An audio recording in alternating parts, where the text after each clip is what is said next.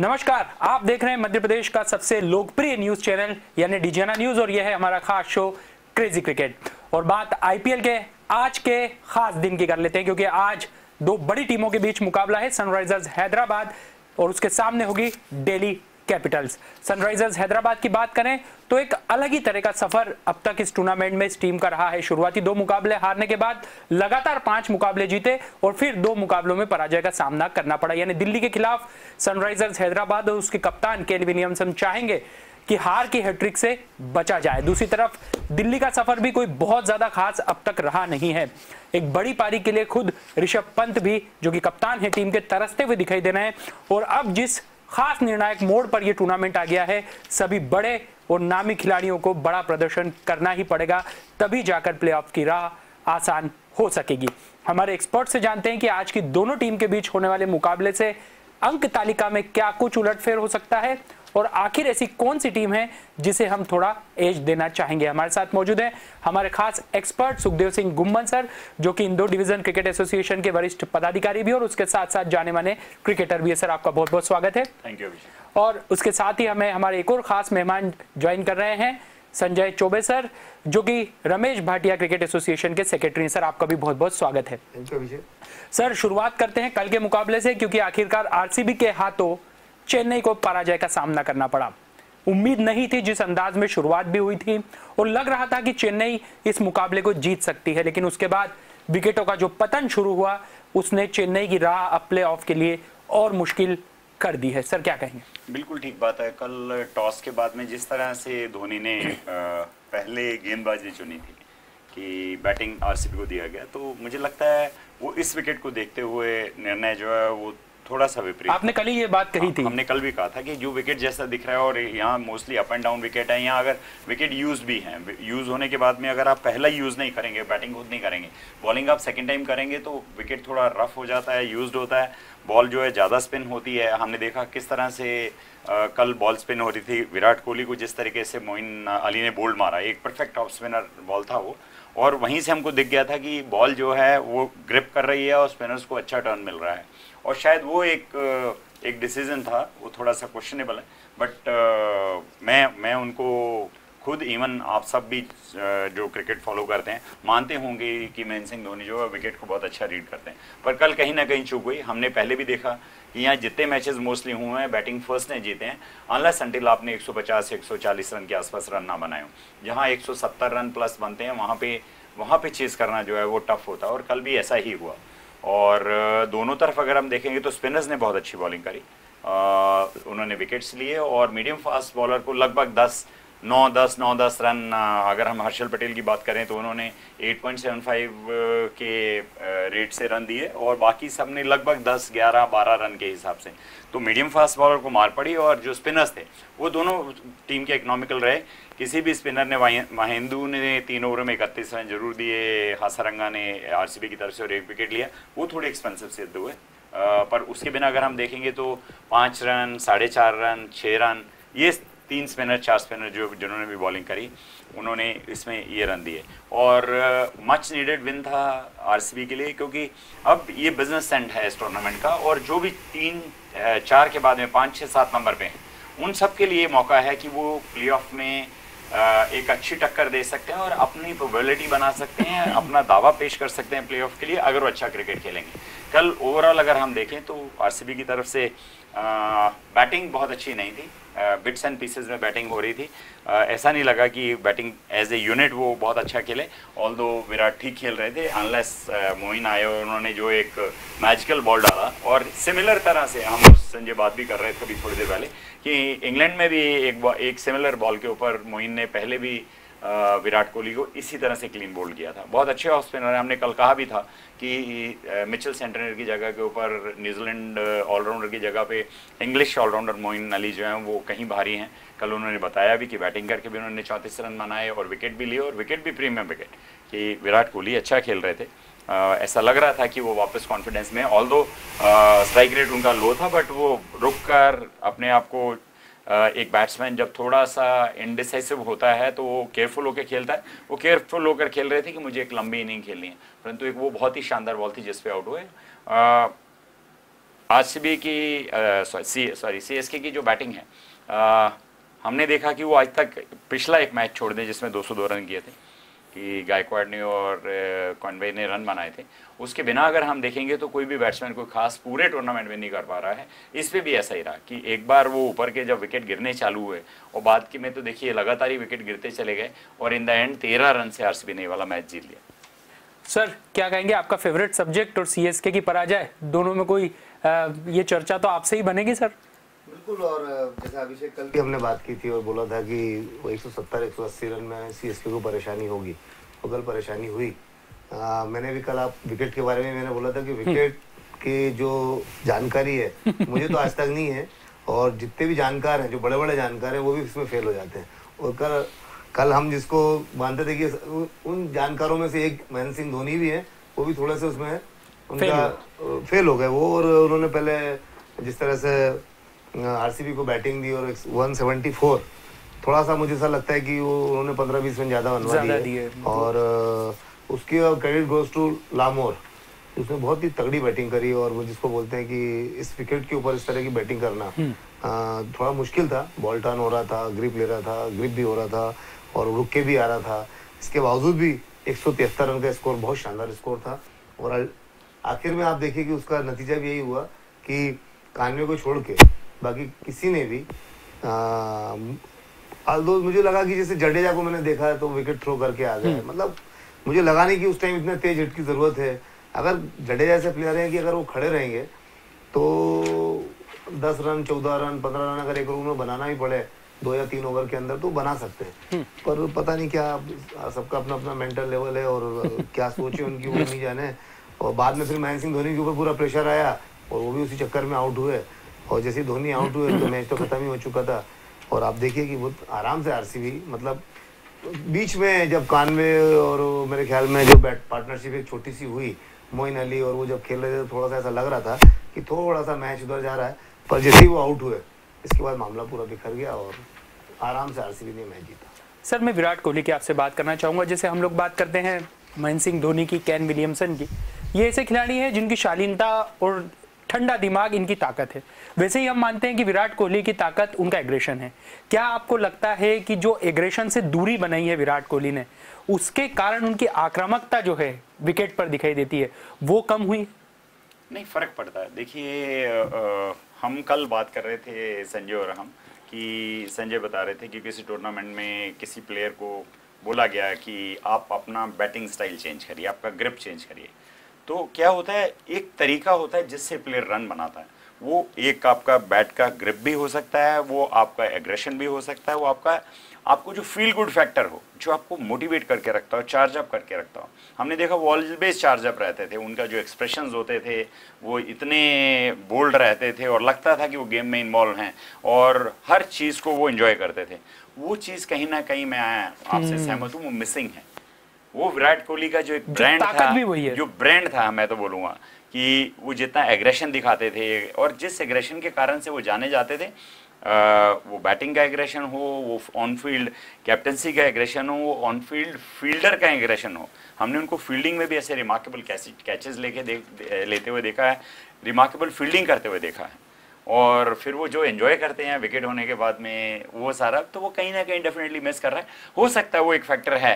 देखिए जब आप यूज्ड टू होते हैं, जब आपका पूरा करियर रहता है, जब हमने देखा कि अंडर 19 से ही वो एंग्री यंग मैन टाइप का उनका इमेज था। वो जब अंडर 19 भी खेल के आए थे तो वो जिस तरह से उनके एक्सप्रेशंस होते थे वो बहुत ही बोल्ड एंड ब्यूटीफुल टाइप होते थे कि लोगों को लगता था कि हाँ कोई प्लेयर है, कोई रिएक्ट कर रहा है, कोई खेल रहा है। और वैसे ही वो ग्रेजुएट होते होते जब वो इंडियन बैटिंग सीनियर बैट्समैन भी हुए आने के बाद में, तो जब उनके रिएक्शंस आते थे इसी तरह से आते थे और ये बढ़ते चले गए और एग्रेसिव होते चले गए। पर वो बहुत शालीन तरीके के, ऐसा नहीं कि कोई उसमें वल्गरता थी या कोई इस तरह की थी कि किसी को कोई ऑब्जेक्शनेबल चीज़ें हों। हाँ, आप जब भी आपको कोई विकेट मिलता है आपकी टीम को, तो आप उसको जिस तरह से खुशी मनाते हो, सब मिलते हो, या आपके जो रिएक्शन होते हैं कि हाँ you really wanted it, you meant it, आपने ये विकेट लेना था, ले लिया आपने, तो वो सारे एक्सप्रेशन आपको आपकी बॉडी लैंग्वेज, आपका तरीका सब बताते हैं। डेफिनेटली वो पिछले लगभग मान के चलिए कि जब से बीसीसीआई वर्सेस विराट कोहली का कुछ एपिसोड चालू हुआ तब से लेके वो बहुत ही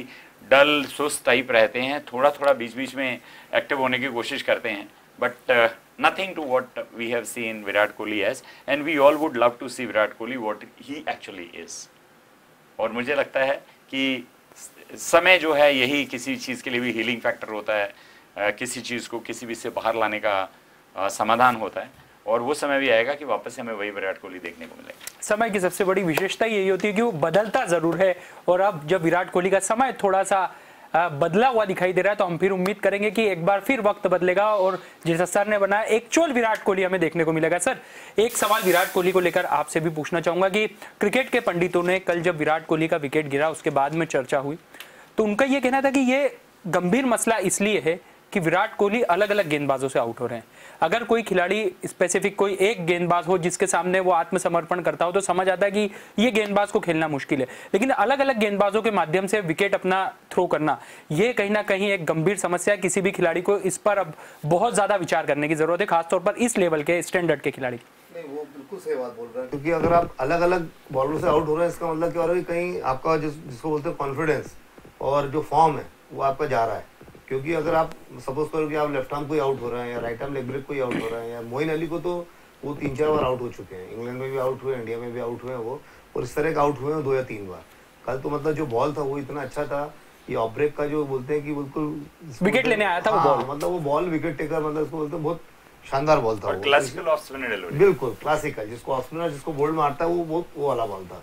तो वो तो एक बात अलग है, और वो मुझे ऐसा लगता है थोड़ा जल्दबाजी भी कर गए, ऐसा नहीं था कि उस बॉल को खेल नहीं सकते थे, रोक नहीं सकते थे, वो तो बड़ी अलग बात है। वो जिस तरह से आप बोल रहे हो कि सब अलग अलग लोग चर्चा कर रहे हैं और अलग अलग, जब फॉर्म जाता है, जब समय खराब होता है तो बहुत सारी चीजें खराब होती है। और अभी विराट कोहली का वो फॉर्म नहीं है जिस फॉर्म के लिए वो जाने जाते हैं कि 3 इनिंग 4 इनिंग कंटिन्यू, एक आध 2 इनिंग खराब करते थे, इसके बाद 3-4 इनिंग में कंटिन्यूस रन बनाते, उनकी कंसिस्टेंसी। और हमको आदत भी उनको इसी तरह से देखने की थी, दर्शकों को भी हमको भी, कि भाई हर मैच में रन बनाते हो, मतलब विराट है तो सब कुछ ऐसा चल रहा था। अभी वो रन नहीं बना रहे हैं और अलग अलग आउट भी हो रहे हैं। हालांकि मैं फिर बोलूंगा अभिषेक कि ये T20 का फॉर्मेट है, जब 50 ओवर या टेस्ट मैच आएगा तो वो अलग चीज होगी। इसमें क्या होता है कि मैंने बोला ना कि छोटा फॉर्मेट है, आपको बहुत जल्दी जल्दी सब करना पड़ता है, दिमाग बहुत तेजी से, वतन और फ्रेंचाइजी में भी अंतर आ जाता है सोच नहीं, में मैं थोड़ा सा वो तो ऐसा नहीं है, आजकल तो फ्रेंचाइजी ज्यादा इंपॉर्टेंट हो गई है पैसे ज्यादा देती है, वतन पैसे कम देता है। जो लोग वतन के लिए नहीं खेलते वो फ्रेंचाइजी के लिए जरूर खेलते हैं। आप देख लेना, जो 6-8 महीने से क्रिकेट नहीं खेले, इंजर्ड थे, किसी कमर गई थी, किसी काम गई हुई थी, वो सब IPL के टाइम में सब ठीक हो गए, बोले भले हाथ पांव टूट जाए बाकी खेलेंगे हम, तो वो एक अलग मैटर है। पर जहाँ तक विराट कोहली का मसला है तो मैं मानता हूँ कि अभी ये छोटा फॉर्मेट है, और मुझे लगता है कि मैं फिर बोलूँगा बहुत बड़े बैट्समैन हैं और बहुत जल्दी उनको भी मालूम है, हम उनके बारे में चर्चा कर रहे हैं, बड़े बड़े एक्सपर्ट उनके बारे में चर्चा कर रहे हैं, और उनको खुद को ही पता है कि मुझसे क्या गलती हो रही है। जब क्रिकेट आदमी खेलता है और एक शॉट भी अगर मान लो कि उसने मारा ऑफ साइड में और गेंद लॉक साइड में चली जाती है, चौका हो जाता है, पर उसको मालूम है कि यार ये मैंने नहीं मारा नहीं है, तो विराट कोहली इतने बड़े खिलाड़ी के उनको पता है कि मैं किस तरह से आउट हो रहा हूँ, आप देखना जल्दी वापसी होगी। जरूरी नहीं कि वो IPL में रन बनाए, पर जहाँ उनको रन बनाना वो जरूर बनाएंगे। हमारे लिए तो आप ही एक्सपर्ट है, आप लोग बता रहे हैं, मतलब हो गई अच्छा। बिल्कुल डेफिनेटली नहीं, उसके साथ में कल एक और चीज़ देखने में जो आपको एक क्लियर कट इंडिकेशन देता है कि बैट्समैन कितना अंडर प्रेशर है, कि विराट कोहली जो है उनकी स्ट्राइक रेट नॉर्मली अगर हम देखें 135 से 140 के आसपास की स्ट्राइक रेट ऑलवेज रहती है। कल सिर्फ एक बल्लेबाज RCB में थे, शाहबाज अहमद, जिन्होंने सिर्फ 2 बॉल खेली और 1 रन बनाया, 50 उनकी स्ट्राइक रेट थी। इनके बिना सेकंड नंबर के ऊपर जो बल्लेबाज थे वो कोहली थे, जिन्होंने 33 बॉल खेली, 30 रन बनाए, 90.90 उनकी स्ट्राइक रेट थी। तो ये कुछ चीज़ें होती है जो आपको आंकड़े बताते हैं कि प्रेशर तो है, जब प्रेशर रहता है और आप बहुत सोच समझ के धीरे धीरे सिंगल लेने की कोशिश करते हैं, तो तब जाके आप कहीं ना कहीं इसी तरह से करते हैं। और कल जो ग्लेन मैक्सवेल का रनआउट भी हुआ, वो एक ये चीज़ें दिखाता है कि जब आप सिर्फ सिंगल्स पे कंसंट्रेट करते हैं छोटे फॉर्मेट में, तो तब ऐसा ही होगा, कोई ना कोई इंडिसिसिव कॉल होगा जिसके ऊपर आप एक अच्छे बैट्समैन का विकेट लूज करेंगे। अन्यथा अगर मैक्सवेल जैसा खेल रहे थे, जैसा उनका फॉर्म है इस पर्टिकुलर मैच में, उन्होंने सिर्फ 3 रन किए, उनसे उम्मीद लगाई जा सकती थी कि ये जो रन बने 173, ये कहीं पे भी 185 190 रन हो सकते थे अगर मैक्सवेल थोड़ी देर और खेल जाते। परंतु कहीं ना कहीं ये क्रिकेट की संभावनाओं का गेम ही है कि हम तो ये बोलते ये नहीं होता तो ये होता, ये नहीं होता तो ये होता ही है। तो बट क्या हम स्पेकुलेशन जो करते हैं, स्पेकुलेशन उसी पे करते हैं कि जो स्ट्रेंथ एक बैट्समैन की है, हम रनआउट की तरह उसको वेस्ट नहीं कर सकते हैं।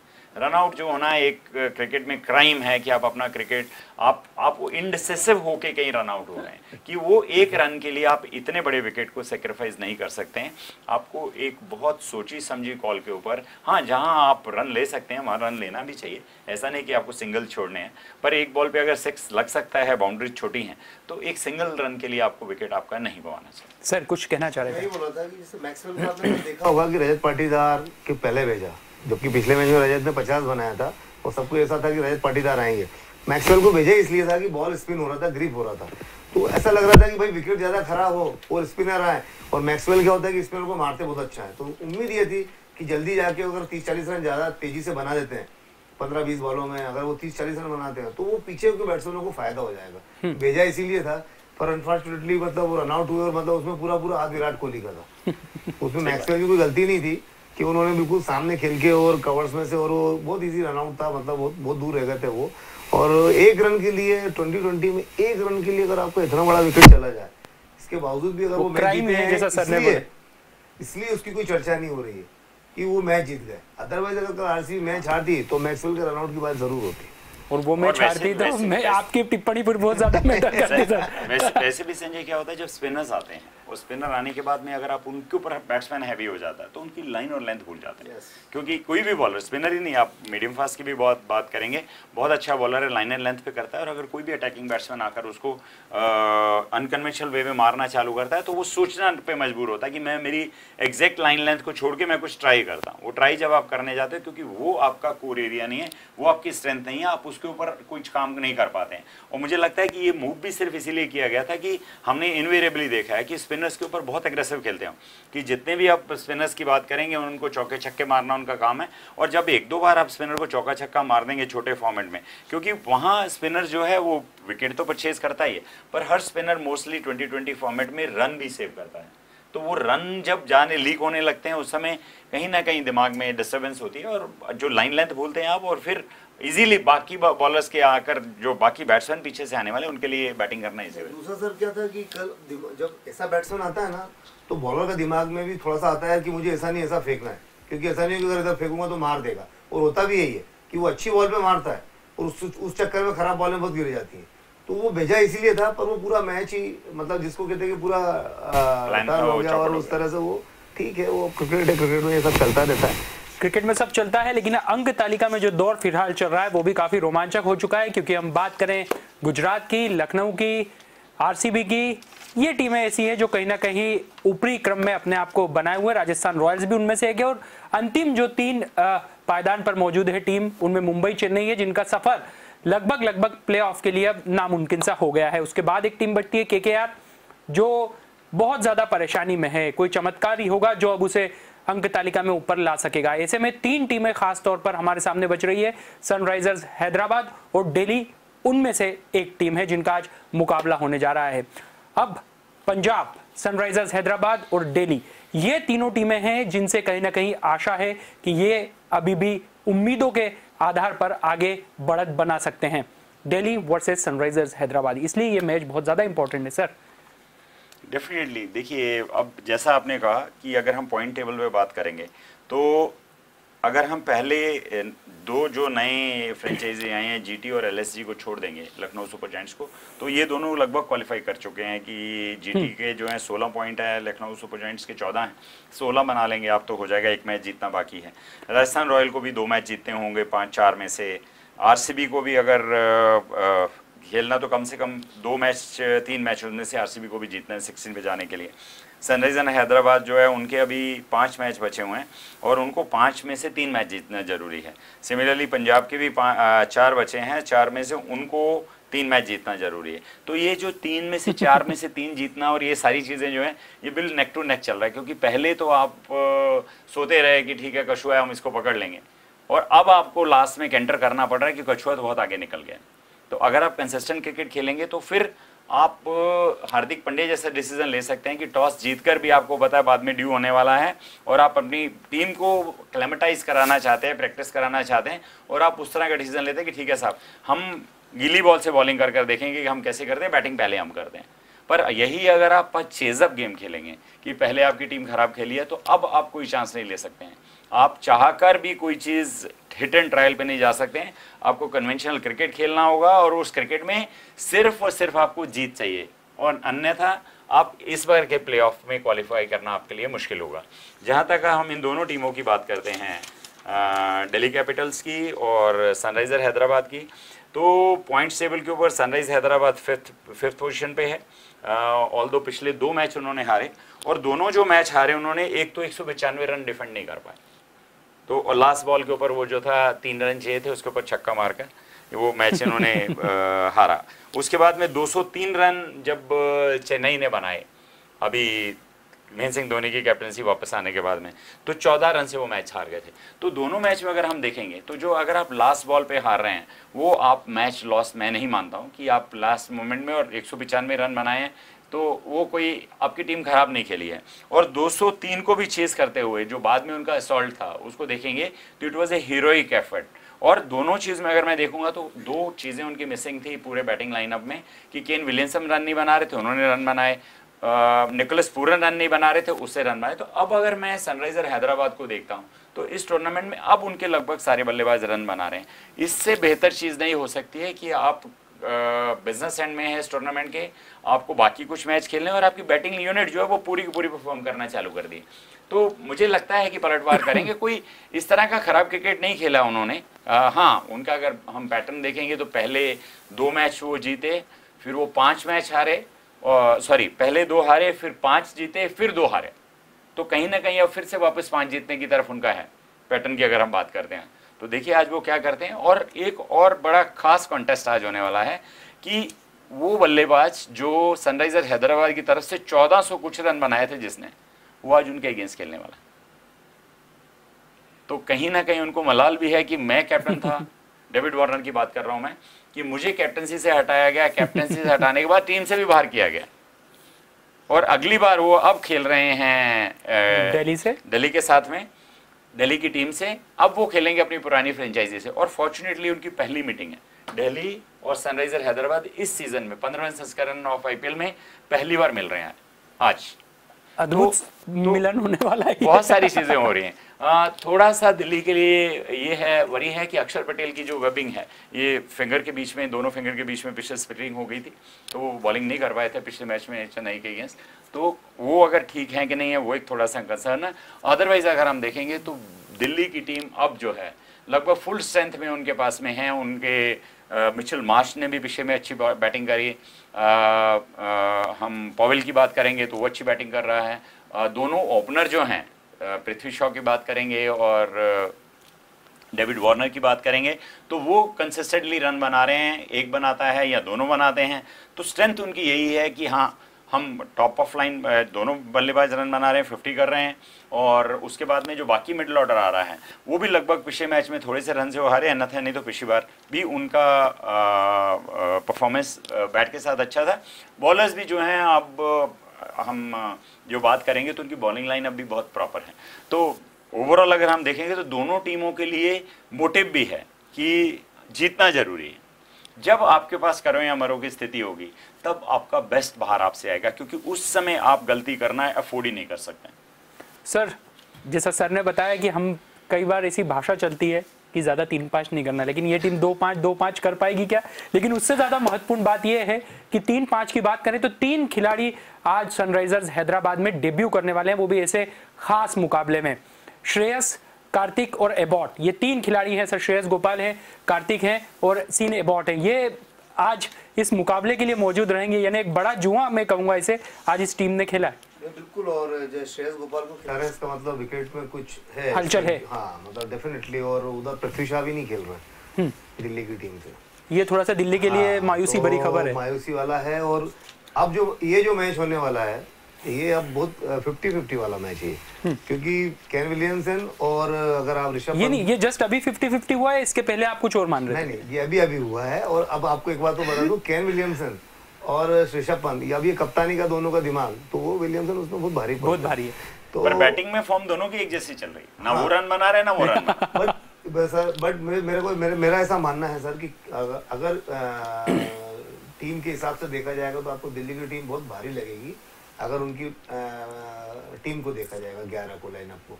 बट इस टीम ने, हैदराबाद की टीम ने जो पिछले 5 मैचों में करके दिखाया है, और जैसा सर ने बताया था कि अगर वो उससे भी हारे 2 मैच, चेन्नई से हारे, उसके पहले वाला मैच हारे, तो वो बहुत नजदीकी मामला था। लास्ट बॉल पे 3 रन जीते, छक्का लगा दिया तेवतिया ने गुजरात के अगेंस्ट में। और देन फिर वो जो चेन्नई से भी 202 रन में उन्होंने चेस किया, 190 रन तक वो चले गए थे, 10-12 रन से मैच वो हारे।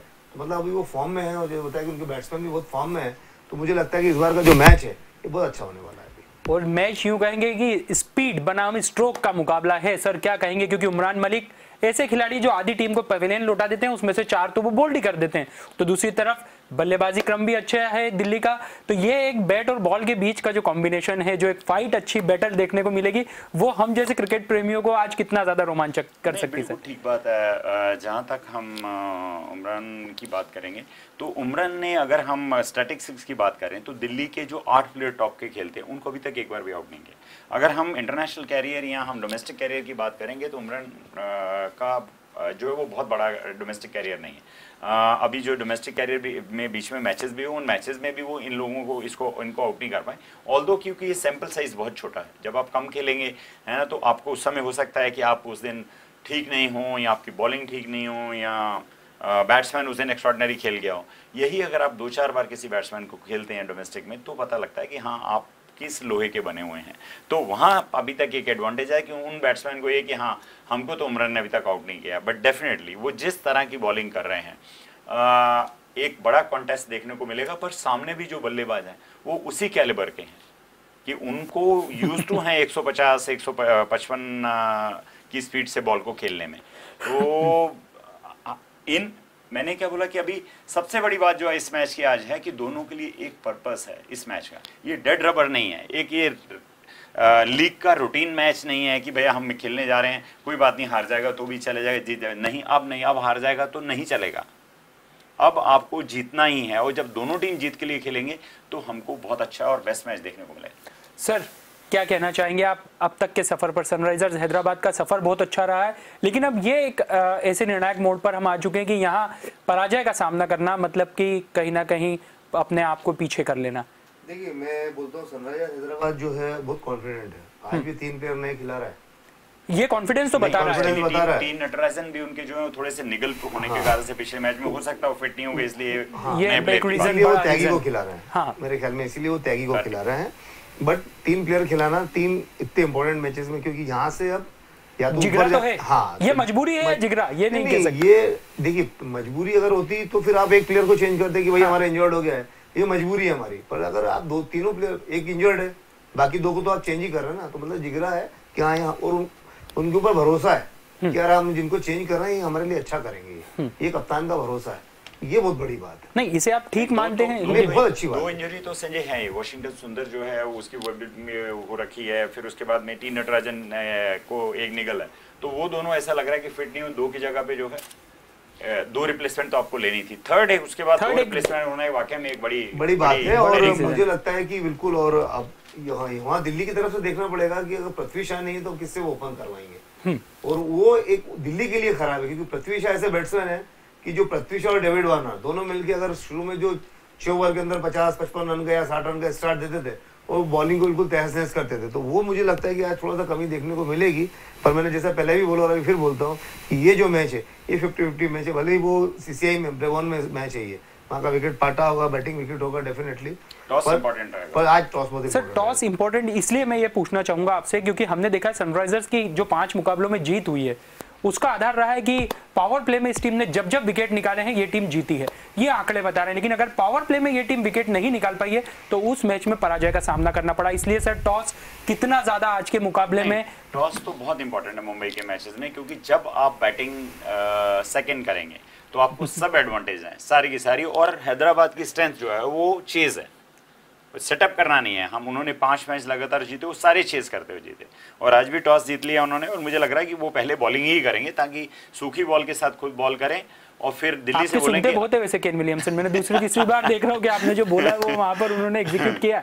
नहीं, ये तो एक सेट, आज भी क्या आज भी क्या ये T shirt combination set trend है ये तो, कि जहां आपको एडवांटेज दिखेगा कप्तान उसको बुलाना चाहेगा, और ये बहुत बड़ा एडवांटेज है। एक पाटा विकेट होना और उसके बाद में आपको जब बॉलिंग सूखी बॉल के साथ करने को मिल रही है और विपक्ष को आप गीली बॉल थमाएंगे कि साहब अब आप करिए, तो पाटा विकेट और गीली बॉल ये दोनों ही बहुत डिवास्टेटिंग है। बॉल आप कंट्रोल नहीं कर पाएंगे, फील्डिंग नहीं कर पाएंगे, और पाटा विकेट और पाटा हो जाता है जब उसके ऊपर ड्यू आती है और बॉल जो आपके बैट पे आने लगती है, तो बैट स्पीड और वो जो स्ट्रोक खेलने की स्पीड है वो अपने आप इतनी बढ़ जाती है कि आपके लिए मुश्किल होगा। तो एक बहुत बड़ा एडवांटेज है टॉस जीतने से सनराइजर हैदराबाद को, एक एडवांटेज है। तो सर टॉस के बाद में अब मैं फेवरेट टीम पूछूंगा तो आप क्या बोलेंगे? नहीं, मैं तो वैसे भी मेरे, अगर आप पैसे बोलेंगे तो मैंने जो 2 मैचेस उनके लास्ट देखे हैं, या 7 मैच टोटल हुए, 5 मैच में उन्होंने जो जिस तरीके की, जिस ब्रांड की क्रिकेट उन्होंने खेली है, मुझे वो लग रहा है कि एक अच्छी टीम है जो क्वालिफाई कर सकती है प्लेऑफ्स के लिए। हैदराबाद तो मुझे लग रहा है कि हैदराबाद ही। सर बिल्कुल, मैं थोड़ा सा पहले जब ये हम शो के पहले हम चर्चा कर रहे थे उस टाइम मुझे ऐसा लग रहा था कि यार दिल्ली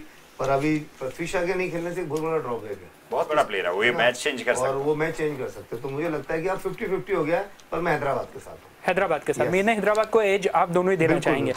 तो कुल मिलाकर हैदराबाद का पलड़ा यहाँ पर हमारे एक्सपर्ट की माने तो भारी दिखाई देता है, लेकिन ये क्रिकेट है, अनिश्चितताओं का खेल है, और ये दोनों टीमें ऐसी है जो कहीं ना कहीं पॉइंट्स टेबल का गणित गड़बड़ा सकती हैं, और इन दोनों के टीमों के लिए बहुत ज़्यादा ज़रूरत है कि यहाँ एक परिपक्व तरीके से क्रिकेट खेलें, क्योंकि अगर यहाँ पराजय का सामना करना पड़ता है तो आगे की राह धीरे धीरे सक्रिय होती जाएगी, और ऐसा कोई भी कप्तान नहीं चाहेगा, ना श्रेयस माफ कीजिएगा ऋषभ पंत और ना केन विलियमसन।